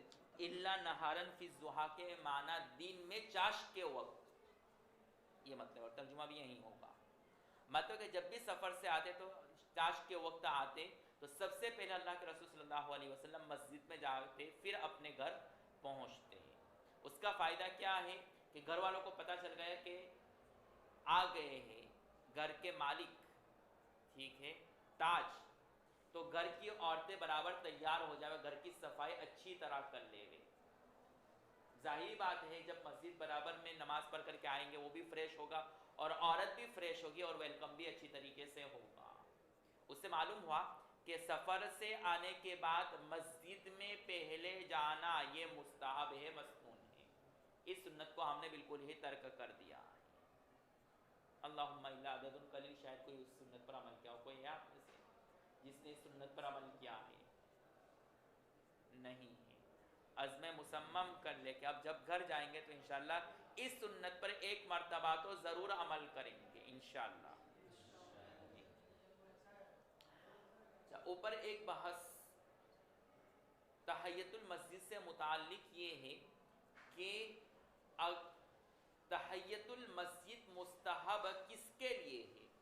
مسجد میں آنے والے شخص کے لیے یا مسجد سے گزرنے والے شخص کے لیے بھی مستحب ہے؟ کیا ہے جواب اس کا؟ امام مالک رحمت اللہ علیہ فرماتے ہیں مستحب اس شخص کے لیے ہے جو مسجد میں داخل ہوا، اور مسجد سے گزرنے والے کے لیے بہتر ہے کہ پلے نہیں پڑھے تو کوئی حرج نہیں ہے۔ لیکن جمہور خصوصاً حناف فرماتے ہیں کہ چاہے مسجد سے گزر رہا ہو یا مسجد میں داخل ہوا ہو، دونوں کے لیے حکم یکساں ہے، دونوں کے لیے یہ مستحب ہے کہ تحیت المسجد پڑھ لے۔ تو اگرچہ آپ فرض نماز کی نیت سے نہیں جا رہے بلکہ مسجد سے ایسے ہی گزر رہے ہیں، یا آپ اتفاقاً پیشاب کے لیے پانی پینے کے لیے داخل ہوئے ہیں، تو ساتھ ساتھ میں تحیت المسجد بھی پڑھ لے گئے۔ لیکن ہم کیا کرتے ہیں، پیشاب اور پانی پی کر سے فارغ ہو کر کے فوراً باہر نکل جاتے ہیں۔ ہمیں یہ توفیق کبھی نصیب نہیں ہوتی، یہ سنت بھی زندہ کرنے کی ضرورت ہے۔ دیہاتوں میں عامةً ایسا ہی ہوتا ہے، پیشاب پانی کے لیے پانی پینے کے لیے آ جاتے ہیں، پھر منہ اٹھا کر کے چلے جاتے ہیں، ایسا ہی ہوتا ہے دیہاتوں میں۔ جی شہروں میں بھی ایسا ہی ہوتا ہے جی، لیکن دیہاتوں میں عام طور پر پانی کے لیے ہوتا ہے، خاص طور پر رمضان میں جب کولر وغیرہ کا انتظام ہو مسجد میں تو خوب بچے جمع ہو جاتے ہیں ٹھنڈا پانی لینے کے لیے۔ آپ کے وہاں معلوم نہیں ہے، ہم اپنے دیہات کی بات کر رہے ہیں، آپ کے وہاں معلوم نہیں کیا رواج ہے؟ پانی باہر رہتا ہے، باہر رہتا ہے، ہمیشہ پانی ٹھنڈا ہی ٹھنڈا ہی رہتا ہے۔ ہمارے یہاں پینے کا پانی، وضو کا پانی، غسل کا پانی سب طرح کا ہے۔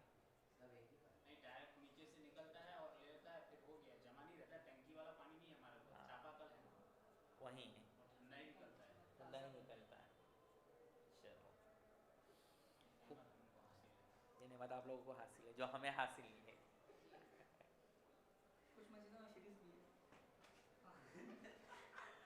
اب اے سی آ گئے تو فریج تو ہونا ہی ہے نا، بہار کے سب مسجدوں میں اے سی ہے باقول بعض طلبا کے۔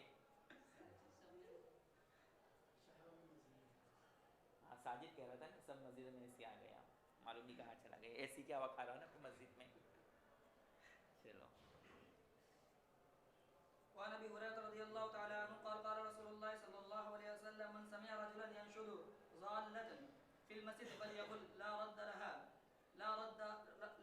الله عليك فإن المسجد لم تبنى لهذا، رواه مسلم۔ حضرت ابو ہریرہ رضی اللہ تعالیٰ عنہ سے روایت فرماتے کہ رسول اکرم صلی اللہ علیہ وسلم نے فرمایا کہ جو شخص مسجد میں گمشدہ چیز کا اعلان جس شخص کو مسجد میں گمشدہ چیز کا اعلان کرتے ہوئے سنے تو یہ کہے کہ اللہ تعالیٰ تجھ کو وہ چیز نہ لوٹائے، اس لیے کہ مسجد اس لیے نہیں بنایا گیا۔ جی مسجد اس لیے نہیں بنائی گئی ہے تاکہ لوگ اس میں گمشدہ چیز کا اعلان کریں۔ ہاں اگر کسی سے اتفاقاً یوں ہی پوچھ لیا کہ میری فلاں چیز گم ہو گئی ہے، معلوم ہے، تو اس کی اجازت ہے۔ یہاں پر جو ممانعت ہے وہ اس سلسلے میں رفع صوت کے ساتھ یا مائک میں مستقل اعلان کروانا کہ فلاں کی چیز گم ہو گئی، کسی کے پاس ہو تو پہنچا دے۔ اور وعید کے طور پر کہا گیا کہ اگر کوئی شخص اس طرح کا اعلان کرتا ہے، رفع صوت کے ساتھ اپنی گمشدہ چیز کا اعلان کرتا ہے، تو اس کے لیے بددعا کرو کہ اللہ تبارک و تعالیٰ اس کو وہ چیز نہ دے، یعنی وہ چیز اس کی گم ہو جائے، نہ ملے کبھی بھی۔ بعض حضرات نے کہا یہ حقیقت پر محمول ہے، اور بعض مشائخ نے کہا ہے کہ یہ زجر و تنبیہ پر محمول ہے. مطلب یہ کہ صرف زبان سے کہے, دل سے ایسی دعا نہ مانگے, بلکہ دل میں تو یہی ہو کہ اس کو مل جاوے. لیکن چونکہ اس نے ایسے امر کا ارتکاب کیا جو اللہ کے رسول کو پسند نہیں, اس سے زبانی طور پر اس کو زجر اور تنبیہ کرنے کے لیے بددعا کلمات کہہ دے گے. یہ اس وقت ہے جب کہ آپ کو یقین ہو کہ آپ کے کہنے سے کوئی خطرہ نہیں ہوگا, اور آپ کو لگے کہ وہ آپ کو مکہ مار دے گا یا مسجد میں لڑ پڑے گا, تو پھر خاموشی بہتر ہے. خاص طور پر جیسا کہ آج کے زمانے میں جاہلوں کا کام کاج ہوتا ہے. ٹھیک ہے جی, بڑے جاہل ہوتے ہیں. ایک جاہل نے نماز بات کر لی تو دوسرے نے جواب میں کہا کہ نماز میں بات کرنے سے نماز فاسد ہو جاتی ہے, تیری نماز فاسد ہو گئی. تیسرے نے کہا کہ اللہ کا شکر ہے میں نے بات نہیں کی. چلو یہ جاہلوں کا حال ہے. سمجھ میں آیا حاجی بہلول کا پائجامہ؟ نہیں سمجھ میں آیا عبد الرحمن کو. وہ تم ہی ہوں گے. وعن جابر رضي الله تعالى عنه قال قال رسول الله صلى الله عليه وسلم من أكل من هذه الشجرة المنتنة فلا يقربن مسجدنا فإن الملائكة تتأذى مما تتأذى منه الإنس. متفق عليه. حضرت جابر رضی اللہ تعالیٰ عنہ سے روایت فرماتے ہیں کہ رسول اکرم صلی اللہ علیہ وسلم نے فرمایا کہ جو شخص اس بدبودار درخت سے کچھ کھائے تو وہ ہماری مسجد کے قریب نہ آئے, اس لیے کہ ملائکہ اس چیز کو پسند نہیں کرتا جس کو انسان پسند نہیں کرتے. متفق علیہ. جی, من هذه الشجرة المنتنہ سے مراد پیاز, جو پیاز کھا کر کے آئے وہ مسجد میں تشریف نہ لائے. اس سے مراد صرف پیاز ہی نہیں ہے بلکہ ہر وہ چیز جس کی وجہ سے منہ میں بدبو پیدا ہو جاوے, ایسی چیز کو کھا کر کے مسجد میں نہ آئے, جیسے لہسن ہے, سگریٹ ہے, پھر کیا کہتے ہیں فرعون کا پاخانہ ہے. سمجھے نا فرعون کا پاخانہ, جی وہ فرعون کا پاخانہ ہے بقول مفتی اسامہ کے. جی تو ان ساری بدبودار چیزوں کو کھا کر کے مسجد میں نہ آئے, اور اگر کھا لیا ہے تو دانتوں کی اچھی طرح صفائی کر کے مسجد میں پہنچے. اس سے معلوم ہوا کہ بدبودار چیز کھانے سے مسجد میں آنے کی ممانعت کی گئی ہے, تو بدبودار چیزوں کو مسجد میں استعمال کرنے یہ بدرجہ اولیٰ منع ہوگا. لہذا کیروسین ہے, اس طرح کا چراغ نہ جلو, سے بدبو آتی ہے. ٹھیک ہے, گیس ہے, اس کو بھی استعمال نہ کرے, گیس والی کوئی چیز ہو اس سے بھی بدبو پھیلتی ہے. کوشش کرے کہ مسجد میں خوشبودار چیزیں استعمال ہوں. روایت میں اس کی وجہ بتلائی گئی, فرشتوں کو اس سے تکلیف ہوتی ہے. جب نہ دیکھنے والی اور غیر مرئی مخلوق کو تکلیف پہنچنے کی وجہ سے مسجد میں آنے سے منع کیا گیا, تو جو ذی مرئی مخلوق ہے ان کو اس بدبو سے دور رکھنے کا کتنا اہتمام ہونا چاہیے اس کا اندازہ آپ کر سکتے ہیں. جب غیر ذی مرئی مخلوق کو اس بدبو سے محفوظ رکھنا ہے تو جو مخلوق آپ کو نظر آ رہے ہیں یعنی مصلی حضرات, ان کو بھی اپنے اس بدبودار پیاز سے دور رکھنا چاہیے. ایسا نہیں کہ آپ نے کھا لیا اور اپنا منہ اس کے سامنے رکھ دیا. کئی مرتبہ ایسا ہوتا ہے لیکن شرم کی وجہ سے ہم کہہ نہیں پاتے. اور بارہا میں نے کہا دانتوں کو صاف کرنا اصل نہیں ہے بلکہ رکھنا اصل ہے. صاف کرنا الگ ہے, رکھنا الگ ہے. ہم دانتوں کو صاف تو کرتے لیکن صاف رکھتے نہیں. سمجھ رہے ہیں؟ اس لیے شریعت میں اس کا بہت سارا اہتمام کیا گیا. اب فرشتوں کو ان بدبودار چیزوں سے کیوں تکلیف ہوتی ہے, اس سلسلے میں حضرت تھانوی رحمۃ اللہ علیہ نے احکام اسلام عقل کی نظر میں اس کی پوری تفصیل بیان کی ہے کہ فرشتوں کو ان بدبودار چیزوں سے کیوں تکلیف ہوتی. اسی طریقے سے آپ نے جلد ثانی میں پڑھا ہوگا کہ تصاویر والے گھروں میں فرشتے نہیں آتے ہیں, بلکہ نبی کے گھر میں بھی نہیں آئے. ایک پلہ تھا, جبرائیل نے وقت موعود پر آنے کا کہتے وہ نہیں آیا. کیوں؟ اس پلے کی بنیاد پر. آپ نے پڑھ لی یہ روایت, اور وہاں آپ نے یہ تفسیر بھی پڑھ لی ہوگی کہ تصاویر اسی طرح قلب جس گھر میں ہوتے ہیں وہ فرشتے کیوں نہیں آتے. اس کی علت وہاں آپ نے تفصیلاً پڑھ لی ہوگی. پڑھ لی ہے کہ کتنے جواب ہو اس کے؟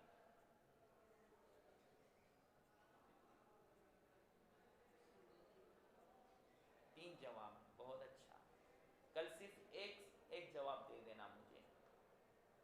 ایک ہی جواب دے دینا کہ کیوں نہیں آتے، اور دینا ہے آپ کو. ہاں اگر آپ نے جواب نہیں دیا تو آپ کو درسگاہ میں نہیں بیٹھنے دیا جائے گا. اس لیے کہ 3 کہا ہے نا.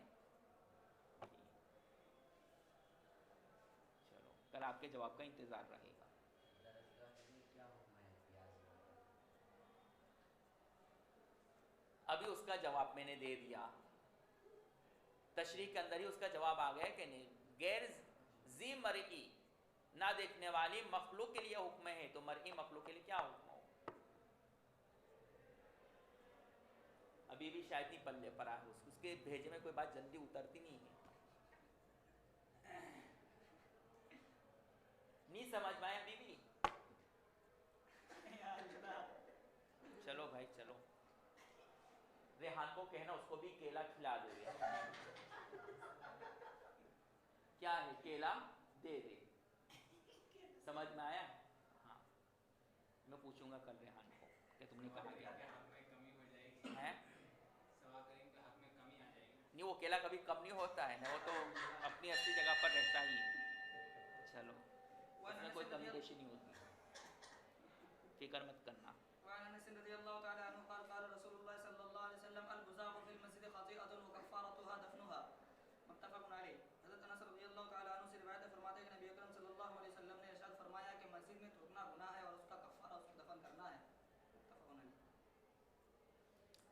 جی یہ حکم اس وقت تھا جب کہ مسجد اور فرش وغیرہ کچے ہوا کرتے تھے، لیکن اب تو فرش وغیرہ قالین ہمارے مساجد میں بچھائے جاتے ہیں، اس سے تو انہیں کوئی سوال نہیں تھا. لیکن پھر بھی اگر ضرورت پڑے تو اپنے کپڑے میں تھوک لے.